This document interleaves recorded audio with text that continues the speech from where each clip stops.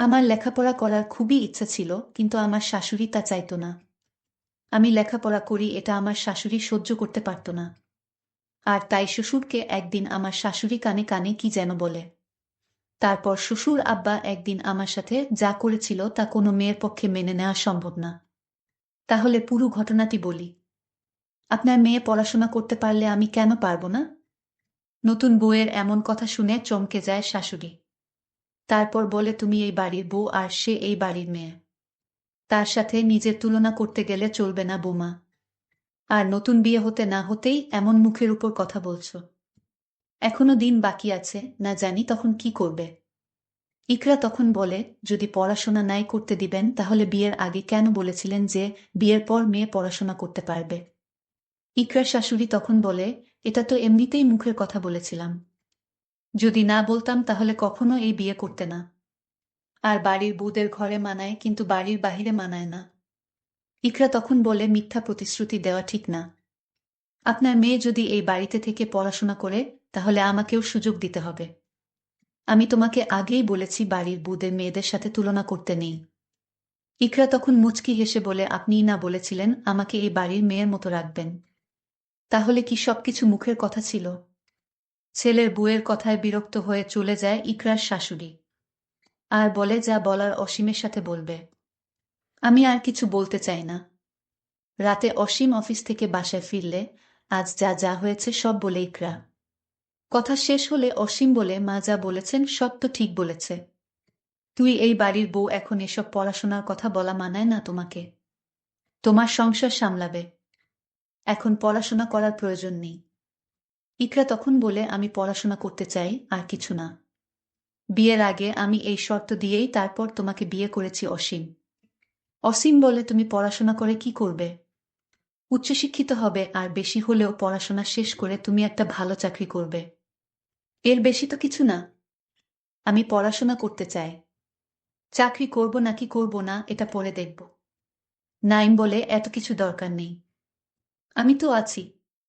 এমন তো না যে আমি ভালো কোনো চাকরি করব না। তোমাকে অভাবে রেখেছি। ইকরা তখন চোখের কোণে জল নিয়ে বলে, আমার বড় বোনকেও তার স্বামী একই কথা বলেছিল। আমার বড় বোন আমার থেকেও বেশি মেধাবী ছিল। অভাবের সংসার, বড়লোক পরিবার দেখে এসএসসি পরীক্ষার সময় বিয়ে দিয়েছিল।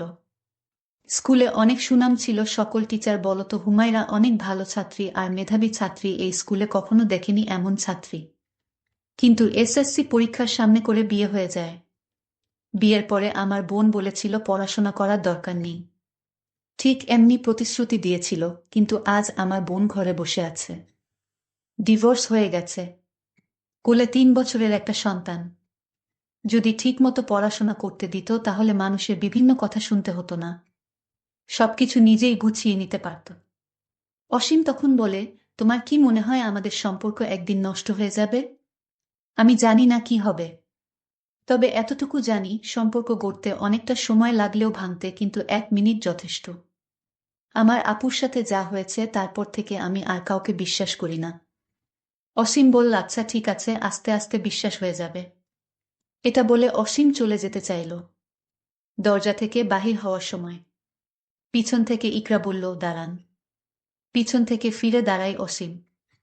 আপনি কিন্তু আমার কথার এখনো জবাব দেন নাই। জবাব না দিয়ে চলে যাচ্ছেন, এটা কিন্তু ঠিক না। অসীম বলল, কিসের জবাব? ইকরা কিছুটা অস্বস্তি নিয়ে বলল, আমি আপনার সাথে আমার পড়ালেখার কথা বলেছিলাম। অসীম বলল, এই বিষয় নিয়ে পরে ভেবে দেখব আমি। মাত্র 1 সপ্তাহ বিয়ে হয়েছে, ধৈর্য ধরো। আর 3 মাস পরে আমার এইচএসসি ফাইনাল পরীক্ষা। আমি আর সময় অপচয় করতে চাই না। আমার ভাই নাইমকে বলে দিয়েছি আমার বইগুলো দিয়ে যেতে। কালকে সকালে নাইম আসবে। এখন আপনাদের থেকে অনুমতি নেওয়ার জন্য আমার দরকার নেই। কারণ আমি বিয়ের আগেই বলেছি ঘর সংসার সামলাপ আর পড়াশোনা করব। অসীম কিছুটা বিরক্ত নিয়ে চলে যায়। এতক্ষণে অসীম বুঝে গিয়েছে ইকরা অনেক জিদ্দি একটা মেয়ে। যা বলছে তাই করবে। পরের দিন সকালে ভাই আসে। আজ শুক্রবার, সবাই বাসায় আছে। নাইম এসে কলিং বেল বাজায়। অসীমের মা এসে দরজা খুলে দেয়। নাইমের হাতে বড় একটা ব্যাগ দেখে বলে, এই ব্যাগের মধ্যে কি আছে? নাইম বলে, আপুর ফাইনাল পরীক্ষা 3 মাস পরে। তাই বইগুলো দিতে আসলাম। এই কথা শোনার পরে অসীমের মায়ের মাথা গরম হয়ে যায়। তারপর অসীমের সামনে এসে বলে, তুই কি অনুমতি দিয়েছিস পড়াশোনার জন্য? না, আমি কিছু বলি নাই পড়াশোনা নিয়ে। ইকরা বলে দিয়েছে পড়াশোনা করার জন্য কারোর অনুমতি নেওয়ার দরকার নেই। আর বিয়ের আগে পড়াশোনার জন্য অনুমতি দেওয়া হয়েছে। তাহলে এখন আর সমস্যা কিসের? সমস্যা আছে, তুই বুঝবি না। বুকে মাথার উপর তুলে রাখা যাবে না। আজ তোর কথা শুনে নাই, কালকেও শুনবে না। এভাবে আস্তে আস্তে তোর কথায় কোনো পাত্তা দিবে না। ইকরা এসে ভাইকে রুমের মধ্যে নিয়ে গিয়ে শরবত খেতে দেয়। অনেক রোদের মধ্যে আসছে। মুখটা একদম পুড়ে গিয়েছে। ক্লাস 9-এ পড়ে। 9। অসীমের মা বলে, তুই দাঁড়া, আমি মজা দেখাচ্ছি। বইসহ এখনই আমি ওর ভাইকে বিদায় করে দিচ্ছি। অসীম বলে, না মা, এমন কিছুই করবে না। চলেই যখন এসেছে কোনো ঝামেলা করবে না তুমি। নতুন বিয়ে হয়েছে, এটা যদি ইকরার বাবা মা জানে তাহলে একটা সমস্যা সৃষ্টি হবে। আর ডিভোর্সও হয়ে যেতে পারে। এখানে মান সম্মানের একটা বিষয় আছে। নাইম ওর বোনকে বলে, আপু, তোর শাশুড়ি তোর পড়াশোনার অনুমতি নিয়ে কি বলছে? আগেই তো বলা হয়েছে তুই বিয়ের পর পড়াশোনা করতে পারবি। নাইম ওর দুলাভাইয়ের সাথে বাইরে গিয়েছে, তখন ইকরার শাশুড়ি এসে বইয়ের ব্যাগটা নিয়ে চলে যায়। ইকরা বাধা দিতে চাইলে ধাক্কা মেরে পাশে ফেলে দেয়। ইকরা মাথায় প্রচণ্ড আঘাত পায়। ঠিক তখনই রুমের তার শ্বশুর উপস্থিত ছিল। শ্বশুর তাকে হাসপাতাল নিয়ে যায় এবং ব্যান্ডেজ করে বাসায় চলে আসে। আমার শ্বশুরকে আমার শাশুড়ি ডাক দিলেন, এইদিকে আসেন, কথা আছে আপনার সাথে। শ্বশুর তখন ডাক শুনে চলে গেলেন। আমার শাশুড়ি আমার শ্বশুরকে কানে কানে কি যেন বললেন। আমি শুনতে পাইনি। আমার কেন জানি আমার শ্বশুরকে সন্দেহ হলো। আমার শাশুড়ি কার পড়া পেয়ে শ্বশুর আগের মতো আমার সাথে তেমন ভালোভাবে কথা বলে না। অসীম রাতে বাড়িতে ফিরল, তখন তার মাথায় ব্যান্ডেজ দেখে বলল, কি হয়েছে তোমার, ব্যান্ডেজ কেন তোমার মাথায়? আপনার মা আমাকে ধাক্কা মেরে ফেলে দিয়েছে, আমি আমার ভাইয়ের কাছ থেকে বই নিয়ে পড়তে বসলাম তাই। আমি আগেই বলেছি তুমি এসব পড়াশোনা এখন বাদ দাও, কি হবে এত লেখাপড়া করে? এই কথা বলে অসীম বলল, আমার একটা চাকরি হয়েছে শহরে, তাই আমি আগামীকাল চাকরিতে চলে যাব। আমি তোমার সকল খবর ফোনে নিব। মায়ের সাথে ঝগড়া করবা না। তোমার যা কিছু লাগে আমাকে ফোনে বলবা। আমি সব তোমাকে দিব। আমার কিছুই দরকার নেই, কত স্বপ্ন ছিল লেখাপড়া করার, আপনি এটাই যখন দিতে পারলেন না, তাহলে আমার আর কিছুই চাওয়ার নেই। অসীম বলল, আমি আগে চাকরিতে জয়েন দেই, তারপর দেখা যাবে। পরদিন সকালে সবার কাছ থেকে বিদায় নিয়ে চলে গেল আমার স্বামী অসীম। এইদিকে শাশুড়ির কান পড়া পেয়ে আমার শ্বশুর যেন কেমন হয়ে গেছে। আমার দিকে তার শ্বশুর সবসময় এক অন্যরকম দৃষ্টিতে চেয়ে থাকে আর বলে, বৌমা চিন্তা করো না, সব ঠিক হয়ে যাবে। এখন আমি আমার স্বামীর রুমে একা ঘুমাই। একদিন রাতে আমার রুমে আমি একটা অদ্ভুত শব্দ পেলাম, মনে হয় কে যেন আমার রুমে হাঁটছে। আমি এই শব্দ শুনে ঘুম থেকে উঠে দেখলাম কেউ নাই আমার রুমে। এটা তো শহরের বাড়ি, আর এখানে তো কোনো ভূত থাকার কথা না। তাহলে কে আমার রুমের পাশে ছিল? আমার মনে মনে সন্দেহর সৃষ্টি হলো। এটা কি হতে পারে, মানুষ না অন্য কিছু? এসব ভাবতে ভাবতে আমি ঘুমিয়ে পড়লাম। ঘুমের মধ্যে আবার আমি আমার রুমে একটা শব্দ পেলাম, শব্দটা হাঁটার। মনে হয় আমার রুমে কেউ হাঁটছে। দেখলাম আমার রুমে কেউ নাই। আমার মনে হয় আমি দুঃস্বপ্ন দেখেছি। আর ঘুম হলো না। সারা রাত জেগে রইলাম। এরপর দিন আমি আবার ঘুমাতে গেলাম। ঠিক তখন রুমের জানালা দিয়ে লক্ষ্য করলাম কে যেন আমাকে লক্ষ্য করছে। আমি দেরে গেলাম, জানালার কাছে গিয়ে দেখলাম কেউ নাই, তবে কিছুটা যেন আমার সুরের মতো আন্দাজ করলাম। তাহলে কি আমার সুর? না, এখানে সুর আসবে কেন? আমি একটা দুশ্চিন্তার মধ্যে পড়ে গেলাম। আসলে আমার সাথে এমন হচ্ছে কেন?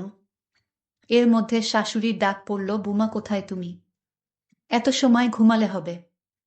আমার শাশুড়ি বলল, কে নাও মা, অনেক বেলা হয়েছে। শাশুড়ির আদর যেন উদলে পড়ছে। এই তো কতদিন আগে শাশুড়ি আমার ধাক্কা দিয়ে মাথায় আঘাত করে, আর আজ তার এত দরদ কোথায় থেকে এলো? আমার শাশুড়িকে কেমন যেন এক সন্দেহ হলো। আমি কোনো কথা না বলে আমার রুমে ঘুমাতে গেলাম।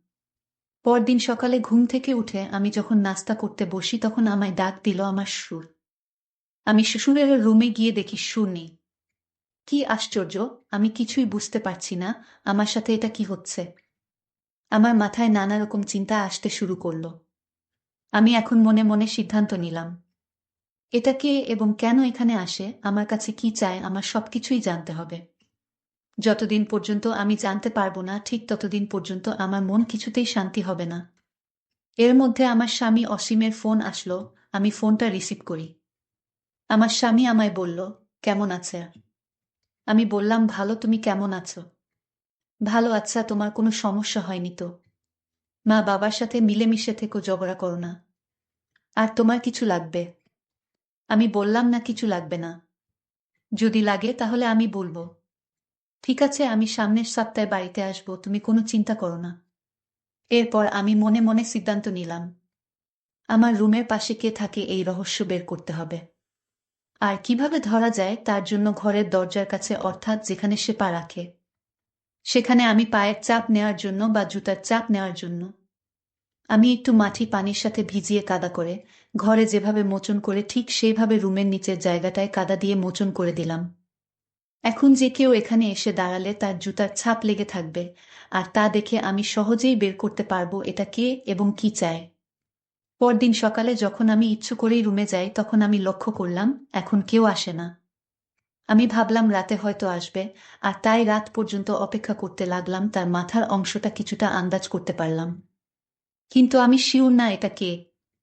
তারপর আমি যখন রুম থেকে বের হই, তখন আমি তার জুতার চাপটা দেখে আমার মাথায় যেন আকাশ ভেঙে পড়ল। দেখলাম আমার আপন ছোট ভাইয়ের জুতার চাপ। তাহলে নাইম এখানে কিভাবে আসবে? আর সে এখানে আসবে কেন? সে তো আমাদের বাড়িতে, এটা তো দেখছি আমার ভাই নাইমের জুতার ছাপ। না, এটা হতে পারে না। আমি ভুল দেখছি না তো? আমি স্বপ্ন দেখছি না তো? আমি আমার প্রত্যেকটা রুমে আমার ভাই নাইমকে দেখলাম এবং তার জুতা খুঁজলাম, কিছুই পেলাম না। আমি এখন কি করব বুঝতেছি না। এই বিষয়টা কি আমার শ্বশুর শাশুড়ির সাথে শেয়ার করা যায়? এক মনে ভাবলাম, না, এখন শেয়ার করব না। তাকে আমার নিজ চোখে দেখতে হবে। আর এটা দেখার জন্য আমি আমার বড় বোনকে বললাম, তুই একদিনের জন্য আমার শ্বশুর বাড়িতে আসবা। আমি একটা মহা দুশ্চিন্তায় পড়ে গেলাম। আমি আপুকে বললাম, তুমি আমার শ্বশুর বাড়িতে আসো, তোমাকে আমার জরুরি দরকার। তুমি কালই আমার স্বামীর বাসায় আসো। বড় আপু বলল, ঠিক আছে, আমি কাল আসছি। পরদিন আপু যখন আসলো, রাতে খাওয়া দাওয়া করে যখন ঘুমাতে গেলাম, তখন সব ঘটনা আমি খুলে বললাম। আপু বলল, নাইম এখানে আসবে কি করে? সে তো আজ 10 দিন ধরে তোর দুলাভাইয়ের বাড়িতে। তোর দুলাভাই ব্যবসার কাজে গেছে, তাই বাড়িতে কেউ নাই, তাই আমি একা একা থাকতে ভয় পাই, আর তাই নাইমকে নিয়ে গেলাম আমার বাসায়। কি বলো আপু, তাহলে নাইমের জুতার ছাপ এখানে কি করে এলো? ঠিক আছে, তুই কোনো চিন্তা করিস না, কাল এর রহস্য আমি খুঁজে বের করব। তারপর আপু আর আমি ঘুমিয়ে গেলাম। সকালে আমার বড় বোন বলল, আমি আগে থেকেই রুমের জানালার পাশের রুমে আমি একটা মোবাইল নিয়ে দাঁড়িয়ে থাকব, আর রাত যখন হবে তখন আমি ওই রুম থেকে দেখব সেটা কে তোর রুমে আসে এবং তোর কাছে কি চায় সব ভিডিও করে ফেলব। তাহলেই সে ধরা পড়বে। আমি বললাম, আপু তোমার মাথায় এত বুদ্ধি আছে। পরদিন রাত হলো, আপু আগে থেকেই রেডি, আর আমি এইদিকে রুমে গিয়ে শুয়ে পড়ার ভান করলাম। তখন রুমের দরজার কাছে একটা লোক আসলো এবং দরজাটা দিয়ে প্রবেশ করলো রুমে। সেটা আপু দেখতে পেল এবং কয়টা ছবি তুলে ফেলল। ছবিতে যে লোকটি ছিল তা দেখে আমি অবাক হয়ে গেলাম। সেটা আর কেউ না, এটা হলো আমার শ্রদ্ধের শ্বশুর আব্বা। কিন্তু এটা যদি শ্বশুর আব্বা হবে, তাহলে নাইমের জুতার চাপ এখানে আসলো কি করে? কিন্তু ছবিতে ভালো করে লক্ষ্য করলাম, শ্বশুর আব্বার পায়ে যে জুতা ছিল সে জুতা নাইমের। মানে আমার শ্বশুর আব্বা নাইমের জুতা রুমের দরজার কাছে আসতো। নাইম যেদিন আমার স্বামীর বাড়িতে বই দিতে আসলে, সেদিন নাইমকে শ্বশুর আব্বা নতুন জুতা কিনে দিয়েছিল। আর তার পায়ের জুতাগুলো আমার শ্বশুর অন্যরকম বাহানা দেখিয়ে জুতা রেখে দিল। শ্বশুর কেন আমার ভাই নাইমের জুতা পরল সেটা পরে বলছি। তার আগে বলি, আমি যখন ঘুমের ভান করে শুয়ে রইলাম, তখন শ্বশুর আব্বা আমার রুমে ঢুকল। তারপর আমার স্বর্ণের অলংকারের সাথে একটা তাবিজ বেঁধে দিল, আর আপু জানালা দিয়ে ভিডিও করল। তাবিজটা বেঁধে রুম থেকে বের হয়ে গেল। আমি আমার স্বামীকে ফোন দিলাম, বললাম তাড়াতাড়ি বাড়িতে আসো, জরুরি কথা আছে। আমার স্বামী আমার কথা মতো রওনা দিয়ে দিল। বাড়িতে আসার পর আমার স্বামীকে আমার বড় বোন ভিডিওটা দেখালো। শ্বশুর আব্বাকে আমার স্বামী ডাক দিয়ে বলল, বাবা এসব কি দেখছি? তুমি আমার স্ত্রীর অলংকারের সাথে তাবিজ বাঁধলা কেন? বাবা তখন সব বলে দিল, আমার কোনো দোষ নেই বাবা, সব দোষ তোর মায়ের। তোর মা আমাকে একটা তাবিজ দিয়ে বলল, তুমি বৌমার গলায় তাবিজটা পরিয়ে দিও, তাহলে বৌমা এসব পড়াশোনার কথা ভুলে যাবে। আর এমনও হতে পারে তার স্বামীর প্রতি হিংসা বেড়ে যেতে পারে এবং তাকে ডিভোর্স দিয়ে চলেও যেতে পারে। তোর মায়ের তোর স্ত্রীকে পছন্দ হয়নি। সে নাকি মুখের উপর কথা বলে আর তাই জাদু করার সিদ্ধান্ত নেয়, যেন সে এ বাড়ি থেকে চলে যায় স্বেচ্ছায়। বাবা তোমরা একাই থাকো এ বাড়িতে, আমি আমার স্ত্রীকে নিয়ে এ বাড়ি থেকে চিরদিনের জন্য চলে যাচ্ছি। বুক ভরা কষ্ট নিয়ে বাড়ি থেকে শহরে চলে এলাম। কিছুদিন পর আমার মা বাবা আমার কাছে গিয়ে বলল, বাবা আমি চেয়েছিলাম বোমা সারাদিন বাড়িতে থাক, আমি চাই না বোমা লেখাপড়া করে চাকরি করুক, এতে বাড়ি শূন্য শূন্য লাগবে, আমার গল্প করার মতো কেউ থাকবে না। আর এই জন্য জাদু করেছিলাম যেন বোমা লেখাপড়ার কথা ভুলে গিয়ে সংসারে মনোযোগ দেয়। চলো বাবা বোমাকে বাড়িতে নিয়ে যাই। আমি মায়ের কথা ফেলতে না পেরে আমি আবার সেই বাবার বাসায় ফিরে আসলাম। বন্ধুরা গল্পটি কেমন লাগলো তা অবশ্যই কমেন্ট করে জানাবেন। ধন্যবাদ।